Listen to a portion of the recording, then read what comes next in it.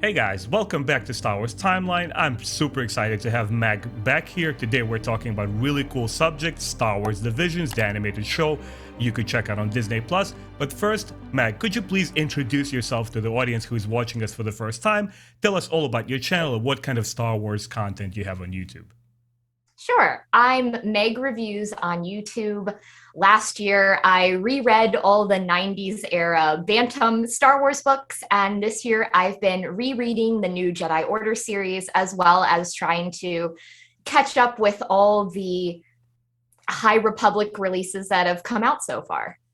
Yeah, it's something that I also want to do. I kind of been on the back burner with my reading content. I am still reading a Star Wars book, which is part of the X-Wing series, but I'm like, oh man, I gotta catch up with the High Republic stuff, the new book, which we're gonna talk a little bit about, Star Wars, the Ronin, which Mm, ties into the Visions. That also came yeah. out. Like, man, there's so much content. All of my friends that I'm talking about on YouTube, like, man, you gotta get into this stuff. But first, I just want to start with the general kind of like questions and work our way into it.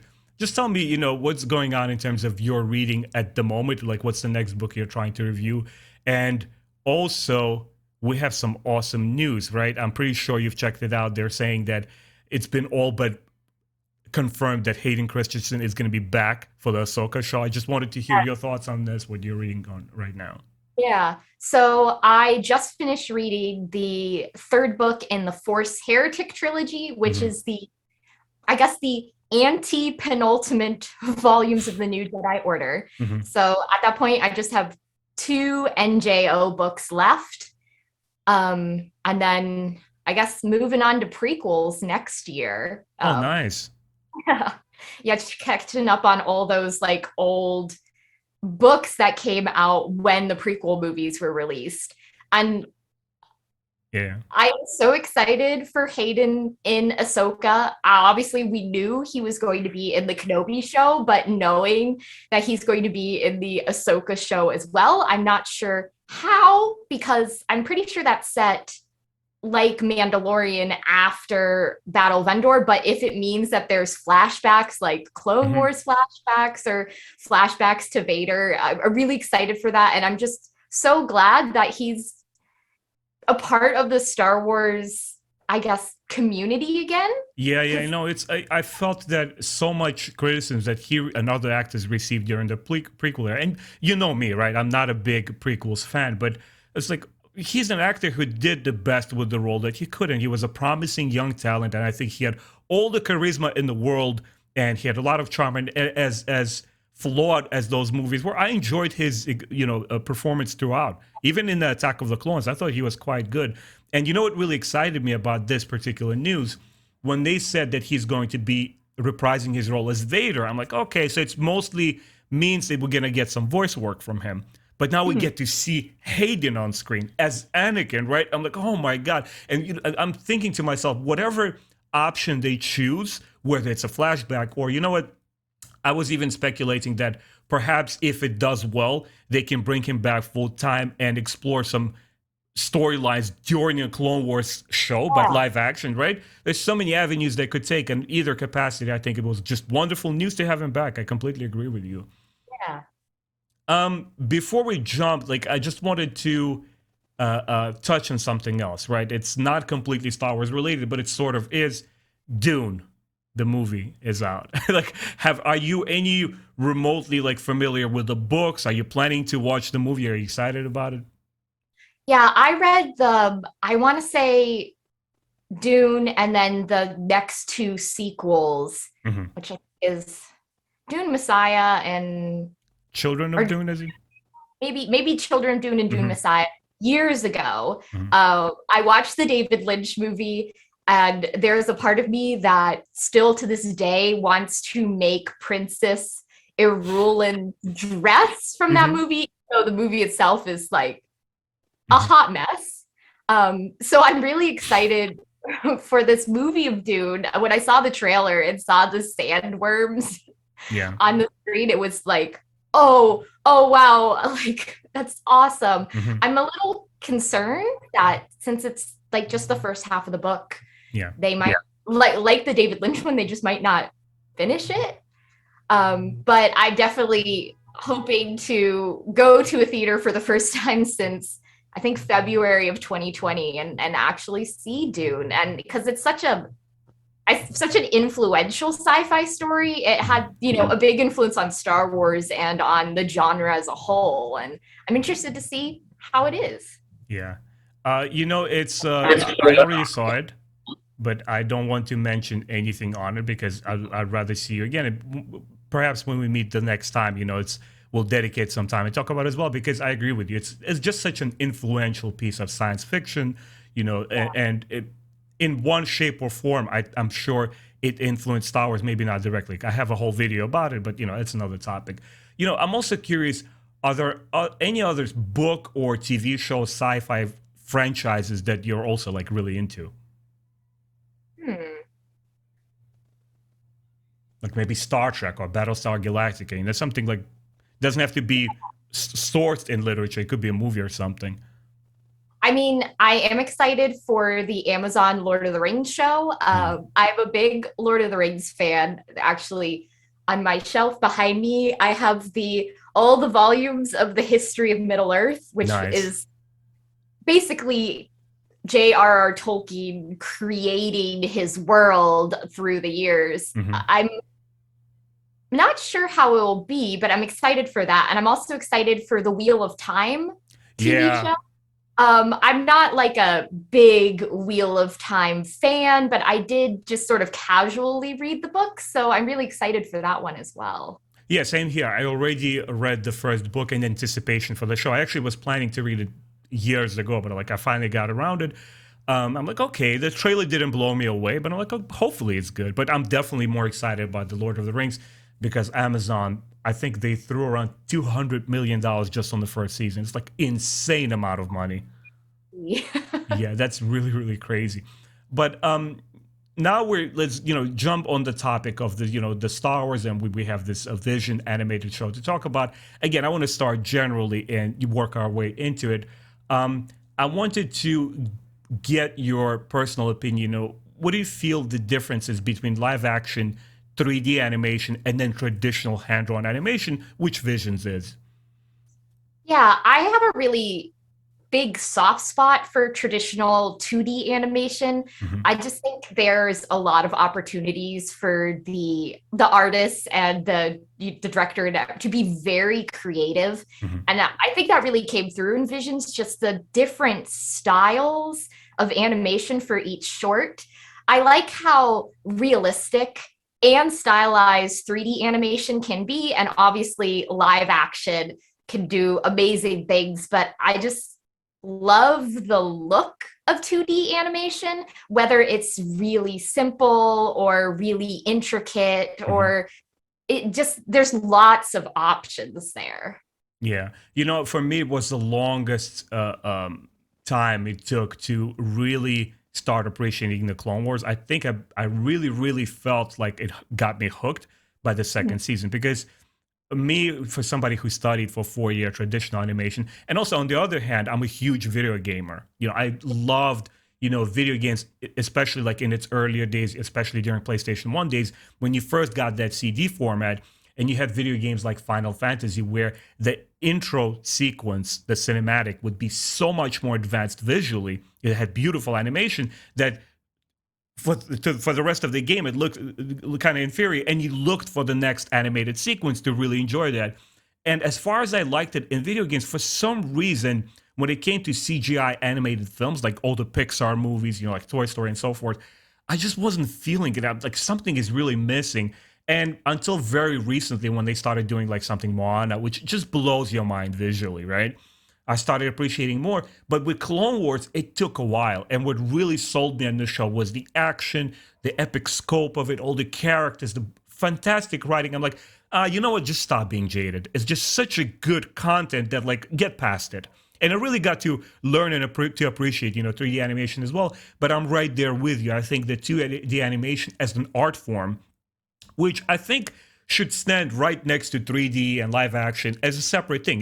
One shouldn't cancel the other out. It's just 2D animation offers something that no other medium does.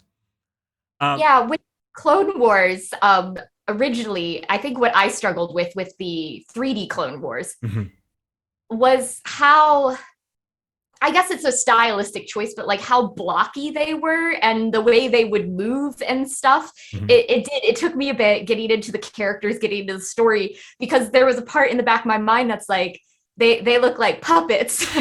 That's exactly what I thought. Like it's almost like a claymation, right? Yeah, Yeah. just moving along. Yeah. It's Um, better.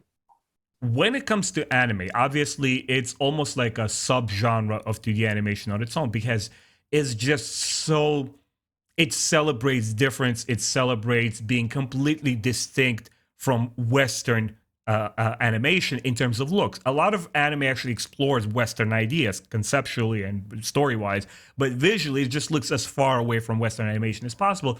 I wanted to see was your like earliest exposure to anime, and if you have a favorite show or like animated movie.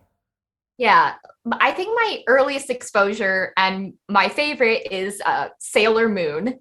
I experienced Sailor Moon on Cartoon Network in the 90s. Mhm. I loved it. Sailor Moon introduced me to the concept of dubs versus subs, because obviously the version that we originally got in the 90s was Yeah.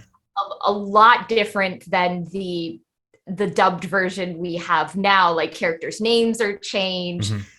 stories were removed, things like even characters' relationships with each other was changed. And I think Sailor Moon then led me to other anime, but I still have a soft spot for just that magical girl genre, the Mhm. ones where it's like they're saving the world with the power of friendship and how much they love each other. Mhm. So I did move on from there to like Bleach Mhm. and Full Metal Alchemist and some other shows, but I always come back to Sailor Moon.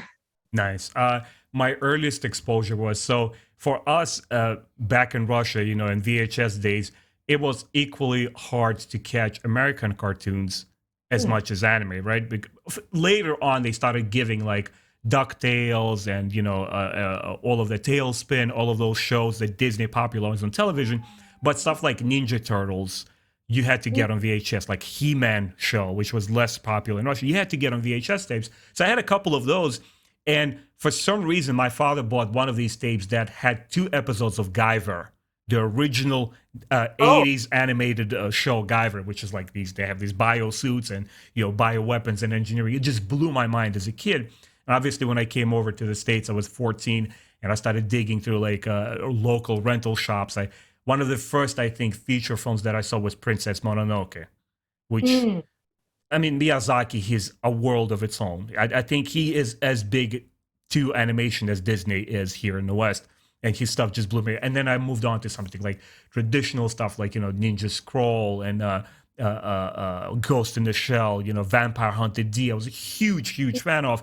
And it just opened my eyes to like, hey, animation could be something more than just kids stuff, right? That's what anime tries to celebrate. Like, how can we tell stories for adults in this very creative medium? Um, Tell me, without going like specifically into each episode, what was your general impression of Visions, and what do you feel was its prime objective, and did you feel that it accomplished it? Yeah, so with Visions, I knew going into it that it wasn't going to be canon, which, like, that's a big tradition actually in Star Wars, the tradition of infinities, where you have Star Wars tales or things where just like it's not canon, guys, just like it's in Star Wars, but it's telling a story that stands alone. Hmm. And I thought what Visions did so well was taking a lot of the building blocks of Star Wars, the Jedi, the Sith, the lightsabers, the Empire, and then just for each one telling a completely unique story Hmm. using them.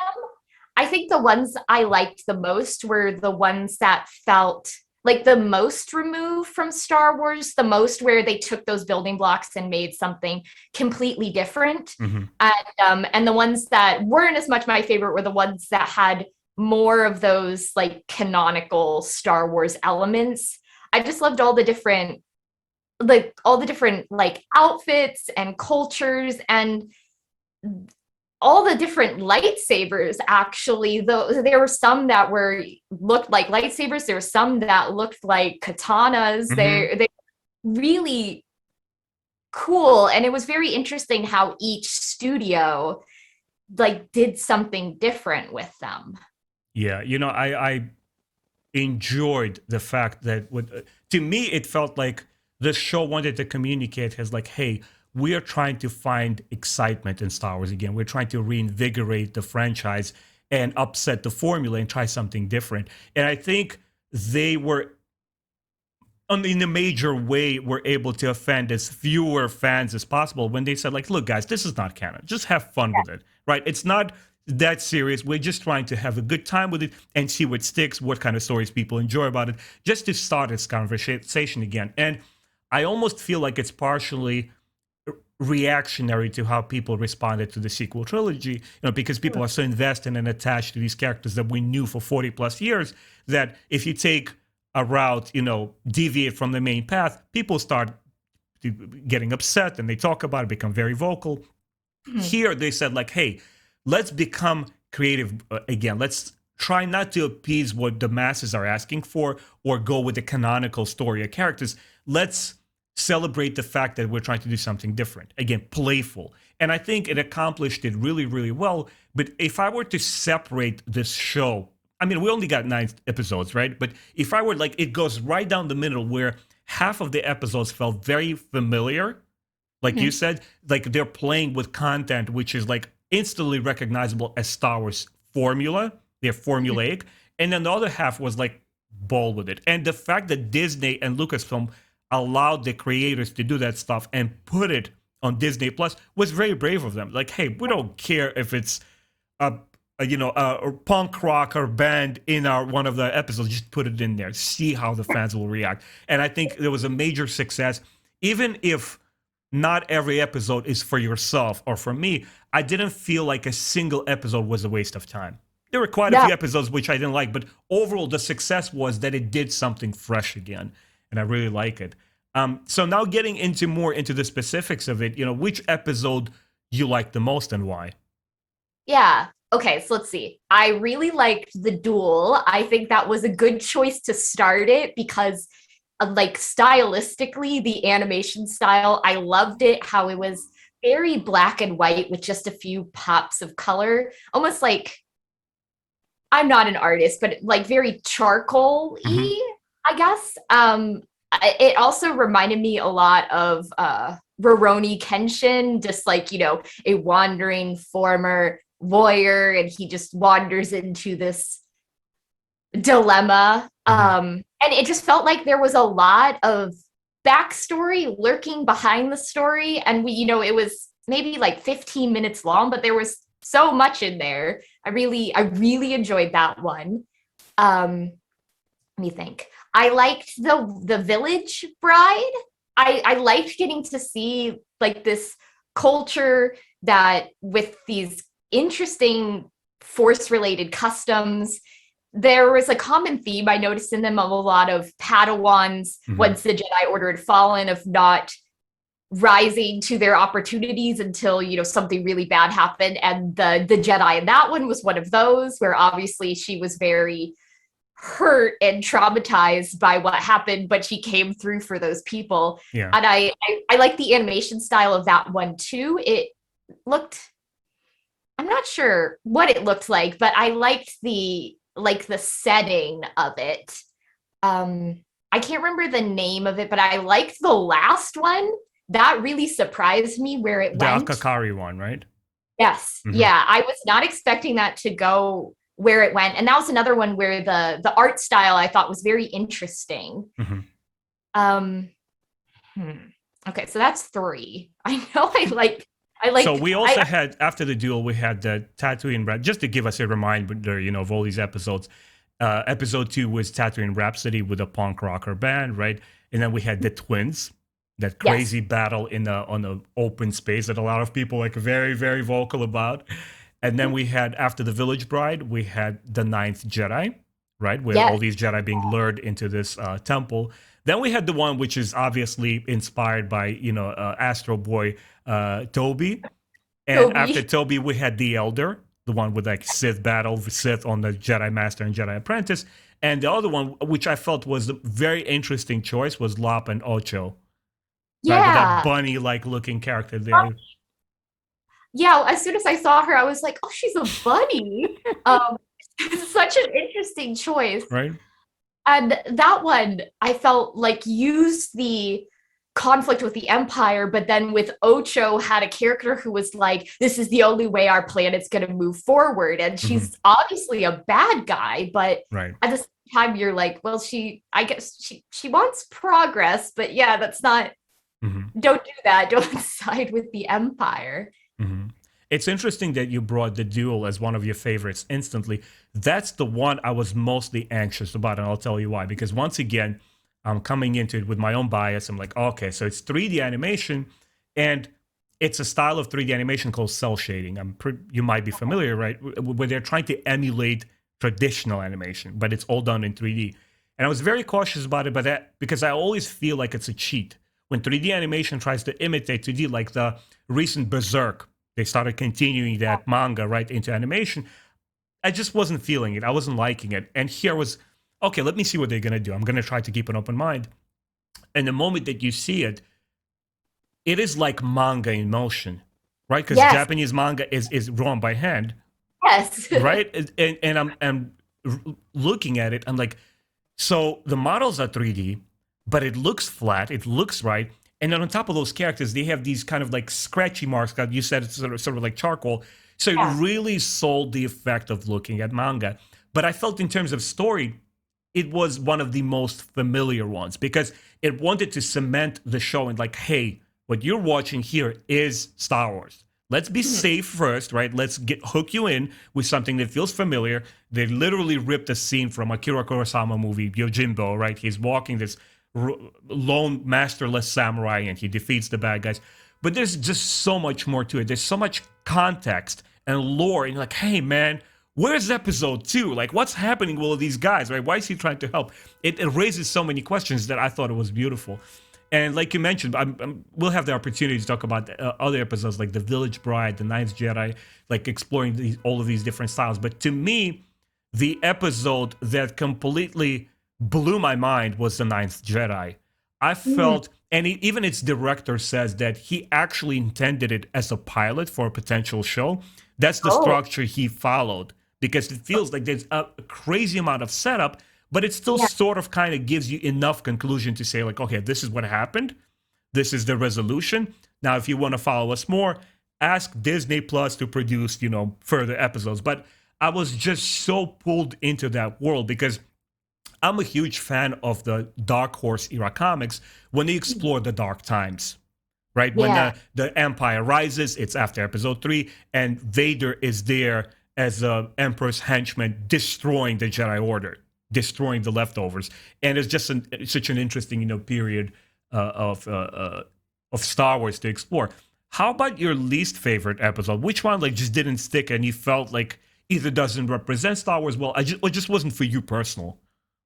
Well, I wasn't really a fan of Tatooine Rhapsody. I just think having Boba Fett and Jabba the Hutt, and then just like half of it being them performing a concert was it was cute, but like it wasn't my thing. And then I think Toby too. Toby just felt maybe too derivative. Like it Mm. was so Astro Boy. It was so Pinocchio Mm-hmm. that I found the art style again. It was like cute, but I guess going to divisions, I wasn't looking for cute. I was looking for meaty. So Yeah. so I be like, oh, that was a cute one. Well, it wasn't my favorite. And then I think the Duel felt really static to me. There was a lot of them just standing there talking to each Mm. other. And then even when it like the fight at the end, I just didn't feel like it was as action filled as some of the other ones were. It just felt like a lot of Just like yeah. very, very Japanese, kind of like it's a very part of the tradition. It's like very stoic and figures Yeah. are just standing there and talk. I think a lot of darker, like noir anime also has that style where there's very static images. You have like a really nice panoramic shot, and the character's Yeah. just standing in front of it. There's like only lips are moving, like and he's relating important information. That's a lot what Duel felt like. But it's funny that you mentioned specifically two episodes that also didn't resonate with me. The Astro Boy, I'll call it Astro Boy, the Toby one. It's I felt like it's really curious because it's almost felt like it's deconstructing Star Wars in its most basic elements, and it tries to cater to 5-year-olds. Like I would Yeah. imagine if a 5-year-old watches it, you're just glued to the screen because it's just a joy to look at. On a Yeah. visual front, it is so beautiful, such warm and fuzzy colors, and like so nice. And the story actually is like at the end is quite tragic when his master, is no longer there and he has to be on his own. Obviously not for me as an adult. I'm like, okay, this is too simple. This is too basic. And like my younger brother mentioned, because we saw it together, he's like, it felt like he tried to tell too much, and the passage of time just moved the episode way too quickly for you to absorb it. So there Yeah. wasn't enough. And just the Rhapsody one, I appreciate the fact that the kid, right, who is in the band, he's obviously force sensitive. He's a former Padawan. It was nice to see that he's somebody who tries to help his friend, and unlike your friend, which is a Hutt, right? And obviously he can't save him as a Jedi because he just doesn't have enough skills, but he does it in a way that he can, which is a very Jedi thing to do, right? If we explore it, that's something that Luke Skywalker does in The Last Jedi, try to help his nephew in a non-violent way. But it just doesn't land with me. I was never a fan of punk rock music, so it was really ridiculous. They're like, yeah, on Tatooine, you not only have this pod racing, but you have crazy like musical styles. I'm like, it's a little bit too much. But I appreciate it. I've recognized that it's maybe not for me. I heard people who actually love that episode, which is also Yeah. very curious, very interesting thing. Um, what are some of the specific characters whose story you want more like most invested in? Yeah, well, I am definitely intrigued by the Ronin book because I did come out of the Duel wanting to know more, wanting to know, apparently he's fought Sith before, Mm-hmm. and so what is this? So I found that very interesting that is one where we definitely have a spin-off novel Mm-hmm. tell you more. Trying to think. I think for the Ninth Jedi, I can see how that was conceptualized like a pilot episode because that was one where I ended it and I was like, oh, but what's gonna happen next? Like Mm-hmm. there was a lot of interesting lore introduced, the whole idea that a lightsaber has no color until a Jedi or a Sith touches it Mm-hmm. was really interesting. I wanted to follow Kara's quest to become a Jedi, and that was one where it ended. I was like, oh, but I wanted more. Yeah, I'm right there with you. I was gonna mention also episode 9 and Lockhart, but also the Jedi Master, right? Margrave Juro, when he comes out of that Sentinel droids, I felt, first of all, it was really, really effective plot twist. I did not anticipate that most of these guys would be the bad one. I thought it was like, okay, there's probably one infiltrator, right? Because they're all hearing the call. That's what Obi-Wan Kenobi was doing in the Revenge of the Sith. He's saying, like, look, this is the signal. Don't go to the Jedi Temple on Coruscant. It's a trap, right? So it's sort of the scenario here, and you feel like, okay, so all of these good guys, they're being pulled together. Some of them are new, potential force sensitive who could be turned into a Jedi, but you would never expect most of them to be Sith Lords, right? And I was like, holy crap, what is going on here? And this Master Juro, he just once again made me raise so many questions like, man, I hope they continue with it. He was by far the character I got the most invested in because when he pops from that, shell of a droid, he had carried himself like so regally. I'm like, hold on a second. So is this the first seed of the resistance or kind of like revenge that the Jedi are going to try to, and fight the Empire? So he was the one I was like completely attached to. Yeah, and I felt like when he took off his mask towards the end, just his face alone, I was like, "Ooh, I want to know your story. Like, I want to know Yeah. why you're trying to bring back the Jedi Order and like what's going on here." Like, yeah, I that was definitely one where I came out of it wanting a lot more. Mm-hmm. Also in anime, I think part of its appeal to the Western audience is that they do action like we don't have here. If you look at Mhm. Dragon Ball Z, right, Naruto, or even 3D animated Final Fantasy feature film that they released, over a decade ago, characters are just zooming past screen. They have crazy speed and superpowers, and it's really, really interesting, especially for somebody who jumps into it for the first time. But I was surprised that in most episodes in Visions, the battles are really, really grounded. Yeah. You don't have characters jumping off the walls. It's really on the ground and like applies to the laws of gravity apply to them a lot more. I was just wanted to get your thoughts on this, and what was like your favorite duel in Visions?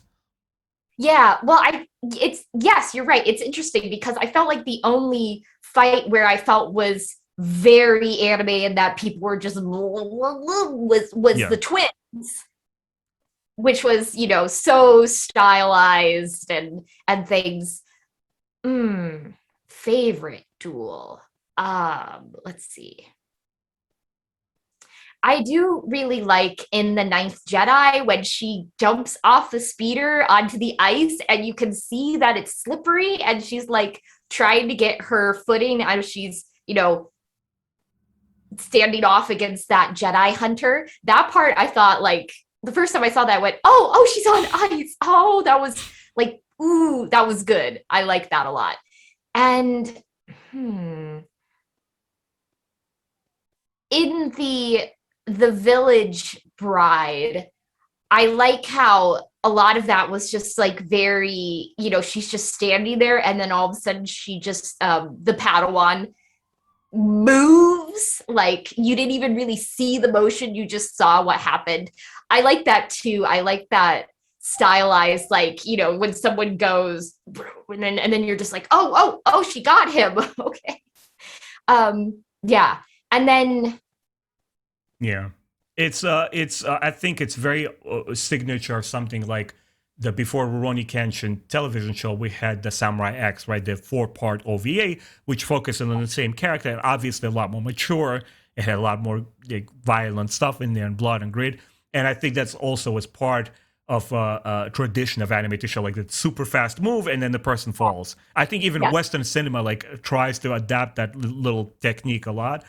Um, I felt that the duel in The Elder, when this Mhm. master and apprentice are versus this guy who turns out to be not quite a Sith Lord, but for some reason he wants to test himself, his abilities versus 2 Jedi, right? And then he Right. uses his apprentice as a lure to get the Mhm. master out. And obviously the master is much more skilled than this elder because the other guy, he comments later on, is like, hey, he's an older guy. If he was much younger, I think both of us would be in trouble. Yeah. But I felt the battle was done so freaking well. Like I can't believe this stuff because I almost imagine like, okay, these are going to be really short episodes, and if we are to see some action sequences, they're probably really snappy, really fast, and you probably won't understand what's happening on the screen too much. Exactly the opposite happens. Yeah. Like when You this, could follow it. right, Yeah. you could tell, you could follow the action well, and I'm like, man, I can't believe how grounded this stuff is. I want more of that style. Would I want to see something that is also very stylized, like we saw in the Twins? It's a funny thing. Let me just bring this one up. Like, first of all, did you enjoy? What you thought of that episode? I'm curious. That well, I wonder part of it was my TV. I felt like a lot of it was very washed out. So I was struggling at times to see details because it just seemed like very, but I didn't have that problem with other episodes. So I'm guessing it was a stylistic choice that, Yeah, especially they're fighting in space. I felt like they sort of rushed past the explanation for the twins, and it was just like they're dark side, okay, they're dark side. So it was an excuse for them to just, you know, fight each other. It felt a lot like taking the idea of Darth Vader and the idea of Luke and Leia and then playing with them. I also thought that the Kare, the boy twin, his outfit looked a lot like something that Mara Jade wore on one of the Japanese covers of the Dark Nest trilogy. So as soon as I saw what he hmm was wearing, I sort of started laughing because it was like, oh, that's Mara's outfit. I don't know. I felt like it wasn't one of my least favorites, but it was one of my favorites. It was very stylized, like that big anime action. Mhm. I just felt like the motivations maybe weren't clear. Like, I guess he took the crystal because he didn't want his sister to die, but she just like doesn't care. Mhm. Yeah. We saw it again with my brother. Like I was waiting for him to come off work so he could come here and we'll watch it together. You know what was surprising? Completely, totally opposite reaction. He was like, Ben, this is crap. I hate this episode. And he's a casual Star Wars fan. He saw all of the movies. He showed them to his girlfriend. Like he's in there, but he doesn't read the book. He's not like too deeply into it. He felt like the details, the minutia of the episode wasn't for him. It's like, why are they fighting in open space? How come he's turning to the good side? I felt it was actually brilliant. I loved it. I thought they basically took the idea of the dual nature of the Force and obviously the Jedi twins, Luke and Leia, and played around with this idea in a very anime way. And the anime is always super dramatic.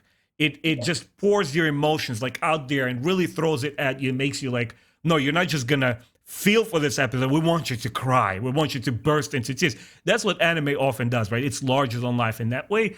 And I think it's a credit to the style. It's something that you don't see others, animated features or shows do. And by the time they get, first of all, I understood why the boy is turning. Like he was probably never 100% Sith. He was probably like one of the guys fighting for the Empire, like we see in a lot of Legends books. But he's sort of kind of questioning the orders. But then when his sister goes all the way through, no, like we really gonna use this weaponry. He's like, I didn't sign up for this, right? So he kind of like he was half baked, and now he's completely turning around. And by the time they get to that crazy open space battle, my brother is like, why are they fighting in open space? Wouldn't like they both choke or like completely freeze to death? I'm like, that's not the point. Yeah. Like, we get it. Like the idea is, I think if you break apart any movie, including the best of the Star Wars, including The Empire Strikes Back, you will find faulty things in it because it's all fantasy. It's supposed to like suspend your disbelief and just enjoy it for a moment. If you logically start tearing it apart, it's fantasy. It's not real. There's flaws in everything. So for this episode, I'm like, okay, I know exactly what they're doing. They're doing it consciously. They're saying like, hey, don't pay attention to their space. Pay attention to what's happening to them internally and emotionally. And I was like, yeah.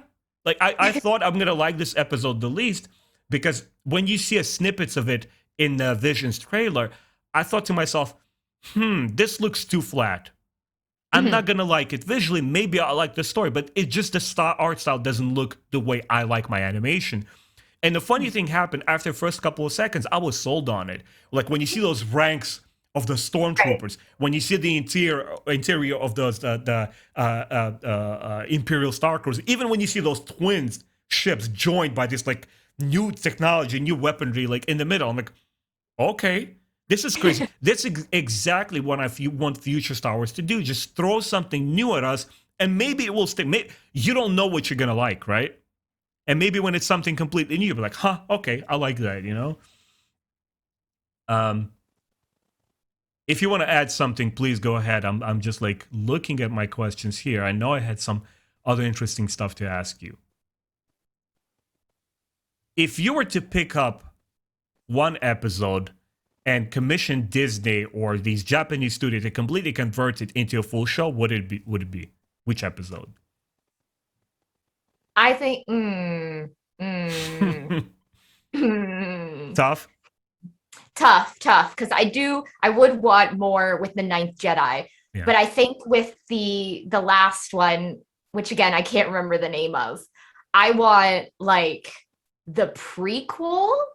I guess I want the story before, like when the Jedi first met the princess, and then like that Shogun woman's rise to power. And for that one, it was like I want the before story. Like it ended, and I was like, whoa! I didn't think it was gonna go there. So I want the backstory for that one.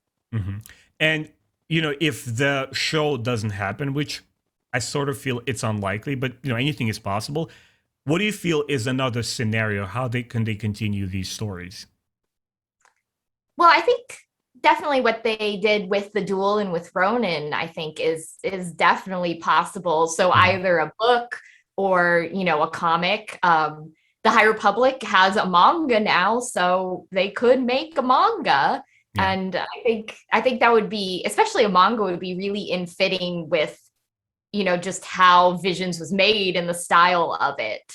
Yeah, that's a really, really good point. I didn't think of manga for some reason, but that's a good one. You know what I was thinking?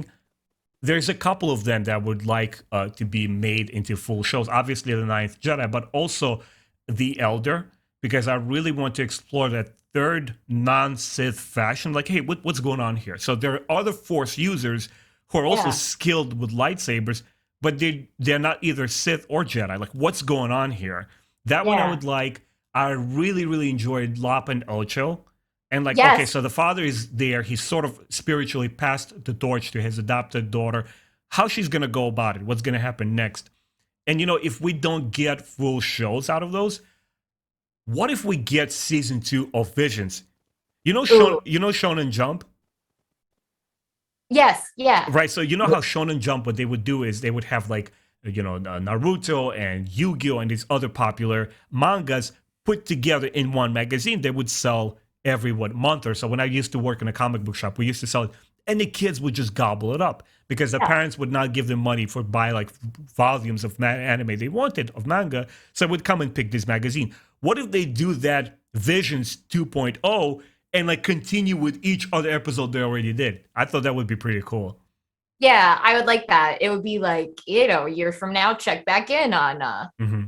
ones. And maybe not all of them, but some of them could be new shorts as well. And then but also get like a continuation of the ones that I really wanted to find out what happened next. Yeah.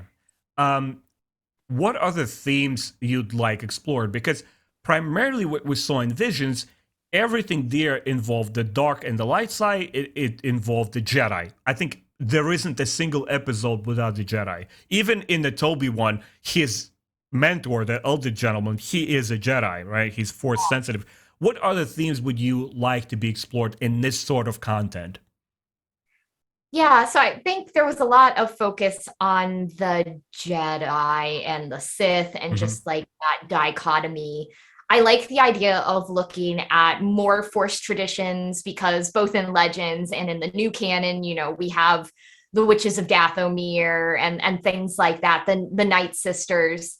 So I would like looking at different Force traditions. I think we got a little bit of that with some of the shows where we would Hmm. see, like in Lop and Ocho, where a Jedi had given their family that lightsaber and it had been handed down, so they're not Jedis, but they have formed their own tradition. Hmm. And I think too, maybe just seeing more of the galaxy.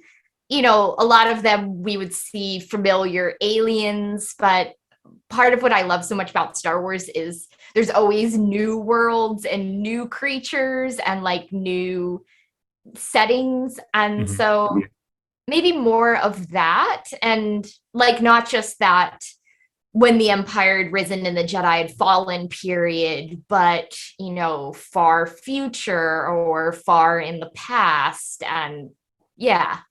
Yeah, Interesting. just Yeah. So different time periods as well. yeah. Different timelines.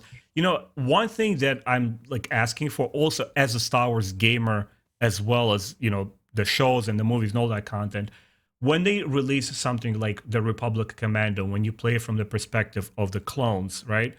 I'm thinking to myself, hold on a second. There is a lot more themes and characters and kind of life experiences to explore in Star Wars other than the Jedi and the Sith. For example, I would have loved to see an animated show that focuses on smugglers and the underground world. Right? Yeah. We have the Young Han Solo Legends book trilogy, which is like one of my favorites. It was really nice to see it sort of tie into the rebellion by the end of it. You see, like Han Solo accidentally served in the creation of the first cells of the rebellion. But primarily, the book deals with like the criminal underworld and Nar Shaddaa and all the Hutt occupied space, right? How they control all these black markets. I'm like, dude, why don't you have a show like, for example, Mandalorian started doing that, but then I feel like the original concept got a little bit diluted because we started getting Bo-Katan and Luke Skywalker came back and Ahsoka. So these, I think, almost against their wishes, started introducing things which kind of jive with the audience, and that's what fans ask for, and that's what the popularity and money drives. That's the content you get, because all creative content is influenced by financial decision. It's not a bad good thing, but that's the nature of it. And I felt like the Mandalorian show deviated from its path of saying, like, look, we're going to be on the fringe. It's going to be a frontier, almost like a Western show done in space, and just going to follow this bounty hunter and his lifestyle. I was like, okay, that's pretty cool. I was down with them revealing that's like, okay, he has this force-sensitive kid, but that's as far as you go. Just stay in that lane. Do something that no other movie has done up to date.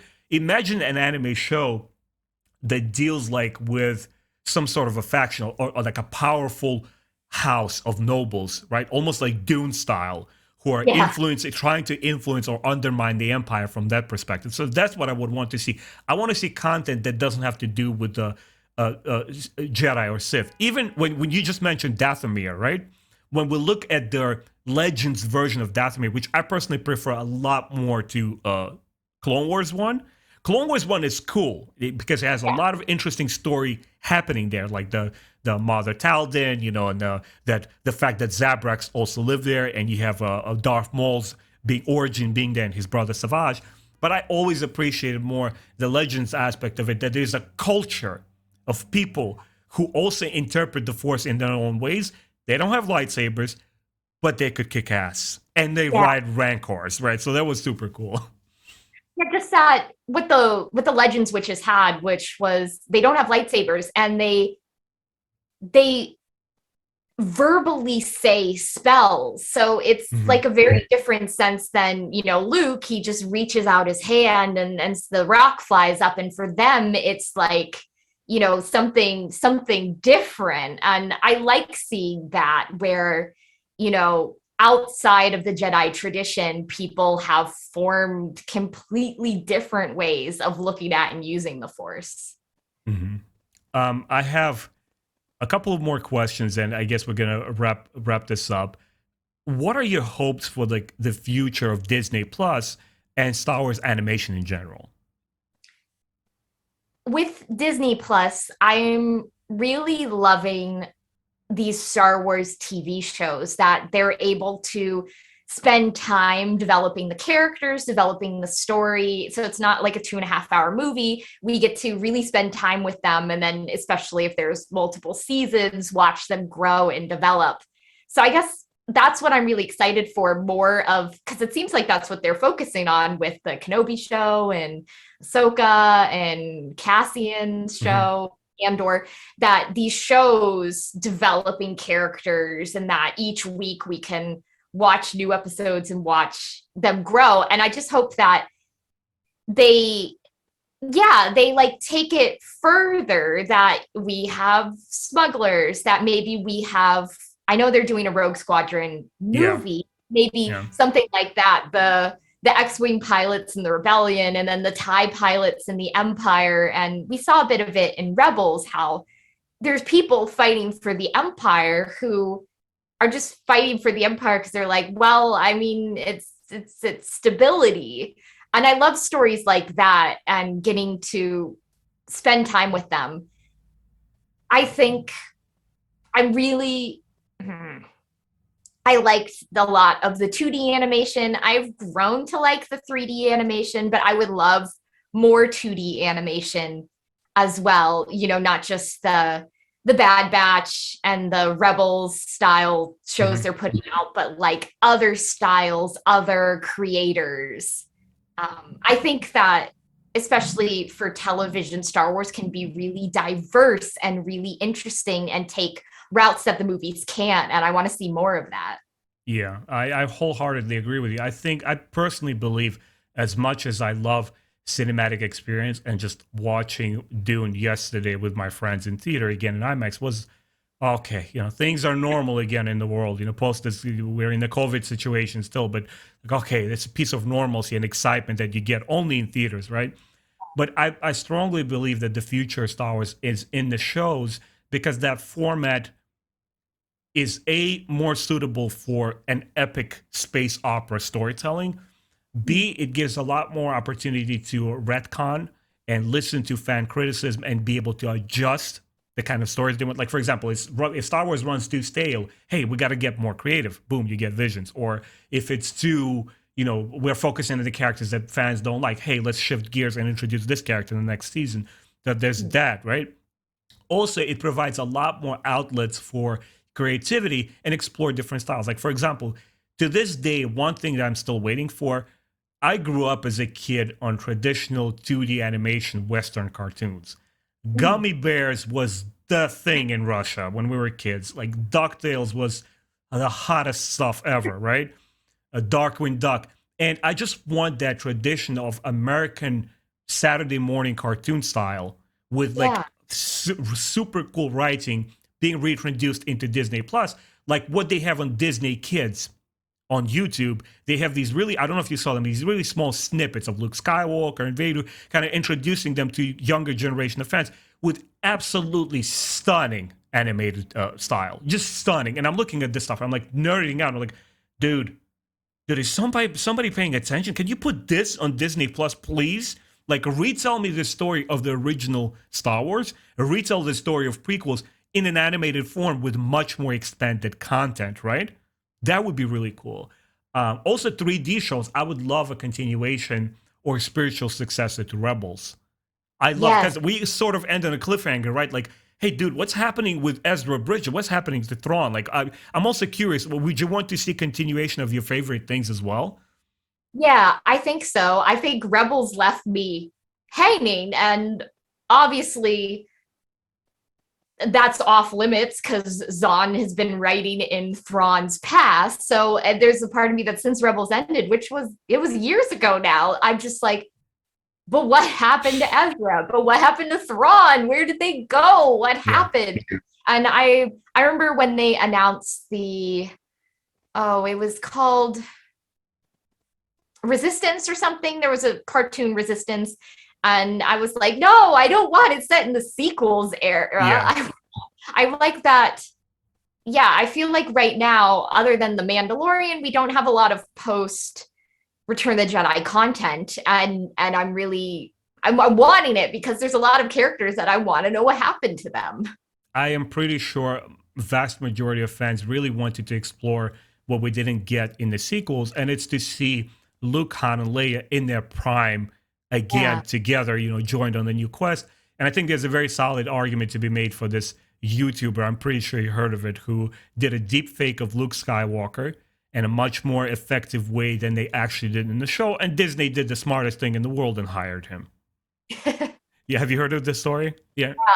I remember seeing his work and it was like, that's incredible. And then when I heard that he got hired, I was like, good. That's smart. It feels like the company is coming around and listening. Like, look, I'm a fan of sequels. I don't think they're great movies, but I like them. But it's nice that they're listening and admitting to like, hey, maybe if we didn't do things right here, maybe we could try a different approach. My last question to you is, let's go back to anime where this, we started talking about Visions. As an anime fan, what would you recommend to somebody whose first experience was Visions, and now like this world is open to them? Like, hey, what other cool anime shows and movies I want to see? Like, give me a list if you want of your favorites, or what other pillar benchmark anime people should see. Yeah, well, I think it sort of depends, like, what are you looking for? Do you love the genre of like people fighting in giant robots? You should probably go the like, Evangeline route. And if you like the idea of like samurais and that old thing, I do really recommend Rurouni Kenshin, which is, there's a lot of episodes to watch. Mm-hmm. If you like magical girls, you can start with Sailor Moon or Cardcaptor Sakura. It's a Cardcaptor Sakura. I didn't say his name right. And then there are even like inversion of magical girl tropes moving on from there. I'm a big fan of Full Metal Alchemist. I thought like she made such an intricate, unique world And you can either watch the 2003 one or Brotherhood, which is the later, more accurate to the manga anime. Bleach is fun. Death Note is fun. There's a lot of content of like people being reapers or people dealing with death, and you can dive into a bunch of those. And I don't know if you like children ninjas. There's always Naruto. Children ninjas, yeah. Naruto, I remember working in my comic book shop, and when it became such a craze, I said to myself, okay, I want to be in the know. I want to understand what kids are gravitating towards to. And I came into it through manga. I read the first 9 volumes, like, oh, I get it. They're talking about teenage issues and that kind of like the hardships of being a young adult and like growing up and like dealing with your loss and stuff like this, or challenges ahead of you. So it tackled a lot of very real things in this very otherworldly style, right? Me, I always try to recommend to begin with animated films and then go into the shows. But I completely agree with you. I think is a good entry point for people. Yeah, it's a great entry point, but I completely agree with you. I thought that I saw the more recent version of Full Metal Alchemist. I have like the Blu-ray because I still prefer, having them on disc. That has a lot of those Star Wars themes of what makes a man and what makes a machine. So there's an argument to be made that the younger brother is almost like Vader type of character, right? Then you have Ghost in the Shell, which has 3 feature films. I saw the first 2, and it has also a show as well. But it's also questions of what is the man versus the machine? What is a human soul? Can you remain a person if your body is no longer human? Right. In terms of kind of like lone samurai or lone Jedi kind of figures, is definitely Vampire Hunter D and its sequel, Vampire Hunter D Bloodlust, just phenomenal. Yoshitaka Amano, some of you may know him, this amazing, amazing Japanese illustrator who is known around the world. He's the guy who drew concept art for Final Fantasy characters for many, many years. And he was also involved in that anime, which is like, it's set in this dystopian future where these cyborgs and vampires dominate the world. And this lone Dampier, half human, half vampire, goes there on quests. And he's like as badass as any Jedi you can imagine. Also Miyazaki stuff, when you look at some of the Visions content, like Akakari, the last one, and the Bride one, the Village Bride, this is straight Princess Mononoke stuff. Like I would urge people, if you enjoy that lifestyle, this fusion of cultures, which sort of looks like Japanese culture, but then it has futurism in it. It's Princess Mononoke and Nausicaa Valley of the Wind from Miyazaki. It's also right there on par. There's just so much to explore. I would say just in general, whatever you choose to tune into, you will see that Star Wars, first of all, is huge in Japan. If you know it or not, it's humongous in Japan. And it has influenced a lot of stuff in there as well. So I'm pretty sure most of the Japanese sci-fi, even Gundam, right? When you look at Gundam, I believe it started, late 70s, early 80s? I think so. Right? I'm pretty sure when you look, especially at Star Wars prequels, later Star Wars films, they have both influenced one another because there's a lot of similarities narratively, story-wise. Obviously, Gundam is about huge robots, but it's also space opera about these intergalactic factions, right? And they're fighting one another. There's a lot of stuff there. So that would be my recommendation list. Meg, thank you so much for joining me once again. I hope... Thank you for having me. Yeah. No, it's always a pleasure. I love talking to you. I hope your wish and mine comes true and we get some kind of continuation of Star Wars Vision in one shape or form. Please remind all the audience, what are your channels where people can watch your stuff and what's the latest video you've released? Sure. I am on YouTube as Meg Reviews. I also post on Instagram as The Meg Reviews, and it's mostly just me trying to replicate Star Wars costumes using things in my own closet. I think my most recent video going up is going to be a review of Force Heretic Reunion by Sean Williams and Shane Dix. And I'm right now working on a video about how Padme's outfits in Attack of the Clones are heavily inspired by late 1990s fashion. Ah, okay, that's interesting. I look forward to that. I've been a little bit late on like checking out all everyone's YouTube videos. I've been like slacking a lot. My head was not in it. I'm like slowly coming back to, let me see what my peers are doing. And for those again guys who are watching, like I saw your channel and I loved how you talk about Star Wars and how detailed your reviews are of Star Wars books that I'm passionate about. I was like, man. Anyway, guys, point is, please go check out Meg's channel. She's awesome. She does great reviews. If you enjoy this video, please consider supporting my channel as well. Hit that bell button, and I'm sure we'll have you back, Meg, and we'll have more cool stuff to talk about. If you find interesting topic yourself, I'll be more than glad to talk about them as well. Anyway, guys, we'll see you later. Take care, everyone.